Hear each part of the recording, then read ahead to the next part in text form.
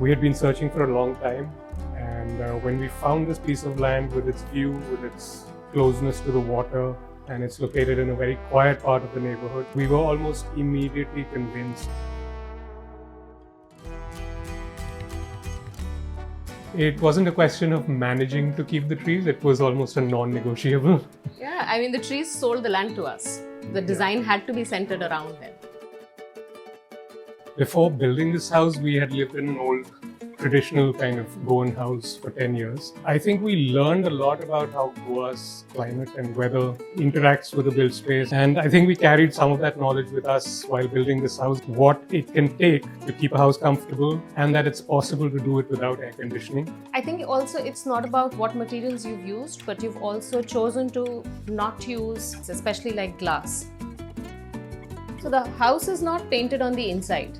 The walls are either lime plastered or they're left exposed or there's lime wash. I think we as a family, we like spending time outdoors.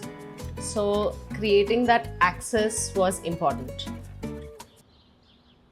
Cutting such a large slope into a flat piece of land to build a house didn't seem right to us. So given the gradient of the land, we just kind of terraced it and went along the slope of the land.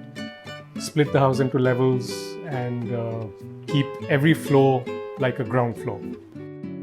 The house doesn't have rooms and you can literally look from one space into another.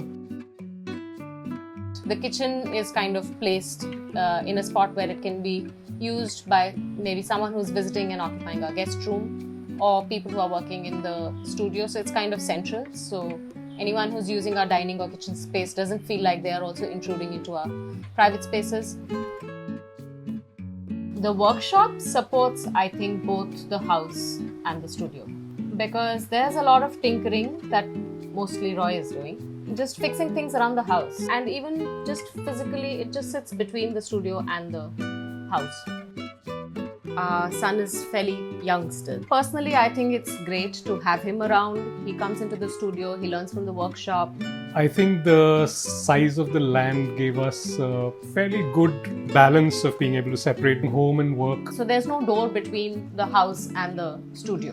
You need to step out into the outdoors. Sometimes we have to pull our umbrellas. So we feel like at least we've stepped from one role into the other. We didn't have a gate for 2 years. In a project setting, we may not be able to afford to take 2 years to design a gate. And that was a great opportunity we thought shouldn't be missed. There are also the doors and windows of the house which are totally custom fabricated, I would say. We chose to go with steel. There are doors in this house which have no frames. They are pivoted in slightly different ways than what you will find conventionally. There's also the latching hardware like the tower bolts and all, which I wanted to try out something with spring-loaded bolts. When you walk from the street, you see the water and it's a great sight, and I think it should be available to everybody. So we don't have any boundary walls. It doesn't block the view for anybody. There are times when neighbors use our house to just commute from the top of the hill to the bottom of the hill.